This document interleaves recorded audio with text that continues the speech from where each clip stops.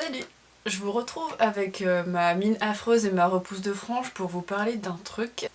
Quand on est au lycée ou au collège et qu'on apprend des langues dites vivantes du style anglais, espagnol, italien, il y a beaucoup plus de facilité à apprendre dans le sens où on a plus l'occasion d'échanger avec des personnes qui sont natives de cette langue, ou de regarder des séries, lire des livres, etc.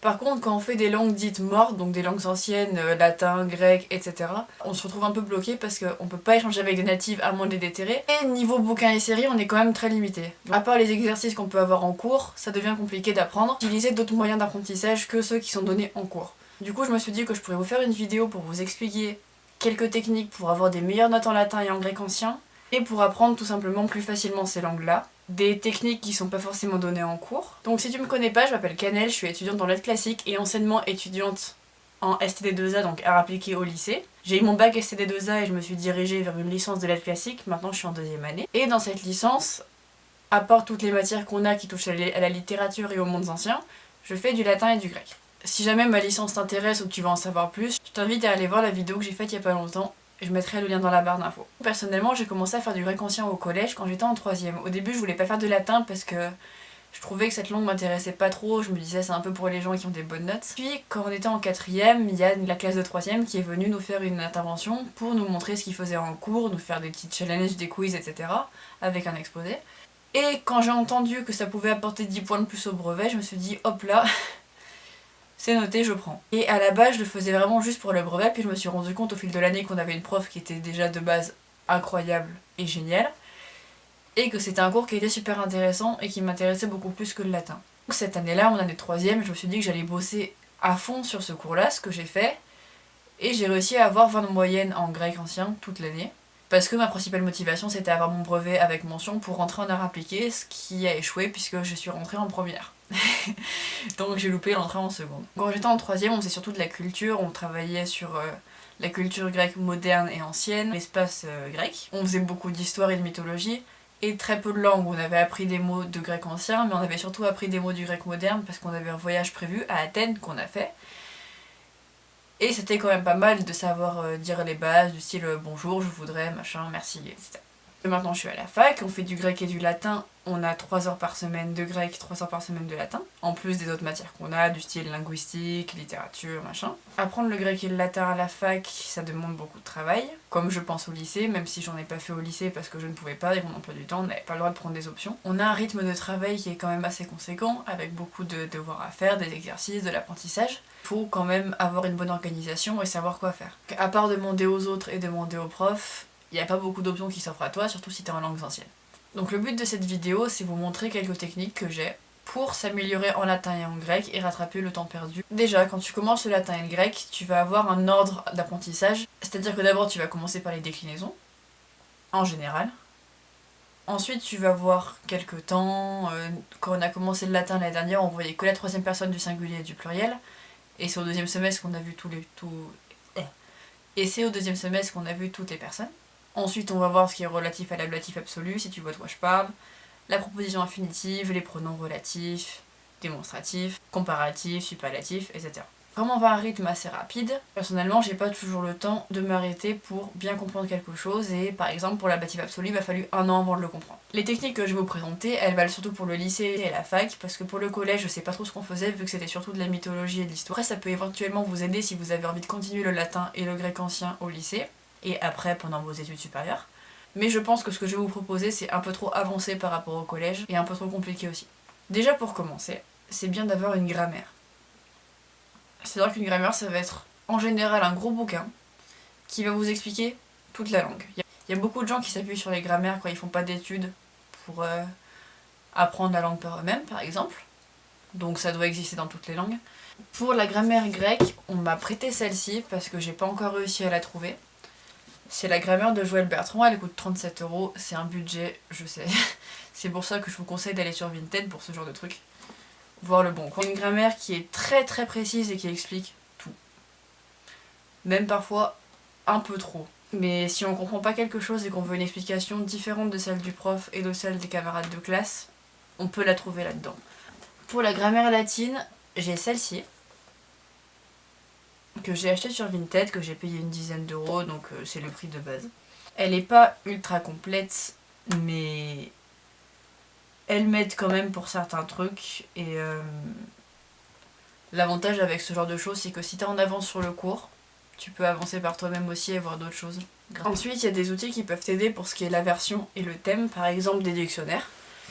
On nous conseille souvent le Gafio, donc moi j'en ai trouvé un sur l'étagère libre-service de la fac, qui est une étagère où on pose ce qu'on veut et les gens prennent ce qu'ils veulent. Et j'ai trouvé. Donc là, c'est un dictionnaire latin-français. Là, j'ai un français-grec que j'ai trouvé sur Vinted pour quelque chose comme moins de 5 €. Donc il faut que je les trouve dans l'autre sens aussi. Donc français vers le latin et grec vers le français.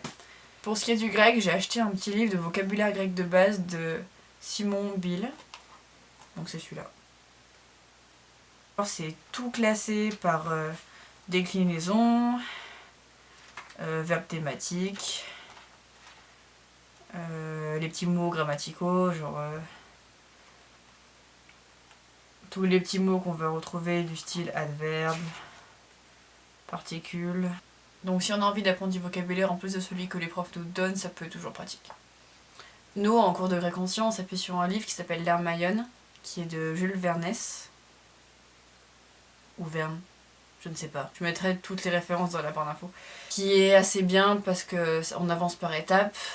La prof ne devait pas prendre forcément toutes les étapes dans le bon ordre. Parce qu'il y a des trucs qu'elle considère qu'on devrait voir avant, certains trucs, ça dépend. Il est plutôt bien, surtout qu'il y a des exercices à l'intérieur, alors que pour le latin, on s'appuie pas sur un livre. Donc à part les exercices du prof et les explications du prof, on n'a rien d'autre. Pour apprendre le latin et le grec ancien, en ressentant une certaine envie et un certain plaisir. Il y a ce qu'on appelle les livres budés de la collection Les Belles Lettres. Ce sont des livres qui se présentent comme ceci. Moi j'en ai un d'Aristophane et un d'Euripide. Il vaut mieux les acheter en seconde main parce qu'un original ça coûte 40 €. Après c'est quelque chose qui vaut vraiment le coup, mais de seconde main c'est toujours mieux. Donc dans tout ce qui est bouquiniste, libraire, etc. Et c'est un livre qui va se présenter avec un côté traduit en français et un côté dans la langue. Donc là c'est en grec, avec les numéros de vers. Donc en fait, on peut lire en français, puis en grec, ou lire tout en français, puis lire tout en grec. Ça permet de mieux associer la tournure des phrases et mieux comprendre la traduction. Et surtout, ça peut aussi te rappeler des mots que tu as appris mais que tu avais oubliés, et voir les déclinaisons. Et surtout, ça divertit. Ça permet d'apprendre le grec et le latin de manière ludique. Et surtout, c'est les rares livres qu'on peut trouver dans ces langues-là. C'est plutôt facile d'apprendre l'anglais ou l'espagnol en lisant des livres, mais le latin et le grec, c'est plus difficile. Là, j'ai choisi du théâtre, parce que c'est ce qui m'intéresse le plus. Tout ce qui est histoire romaine, les annales, etc., ça m'intéresse pas vraiment. J'ai beaucoup de mal avec tout ce qui est histoire romaine, je préfère largement la Grèce, je ne sais pas pourquoi.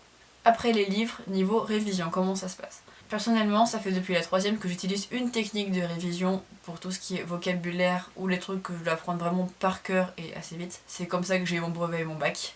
C'est les fiches de révision dans les toilettes. Si, comme moi, vous buvez 2 litres d'eau par jour et que vous allez aux toilettes toutes les 20 minutes, ça peut être très pratique.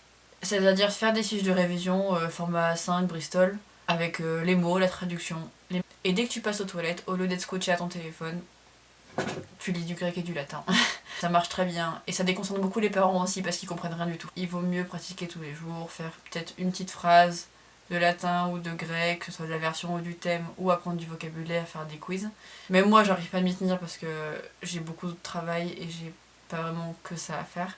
Même si c'est en quelque sorte les matières les plus importantes que j'ai. En tout cas, les matières avec les horaires les plus conséquentes. Je sais que des gens de la classe font ça, et c'est ceux qui tournent à 18-19 de moyenne. Donc, va falloir que je m'y mette un jour. Pour ce qui est des outils, donc à part les dictionnaires et les grammaires que j'ai pu montrer, il y a le site Dicolatin, qui est un dictionnaire, et il y a les logiciels Collatinus et Eulexis, qui sont, on va dire, des analyseurs en fait de termes latins et grecs. Ça existe sur internet, ça peut se télécharger aussi, c'est super bien.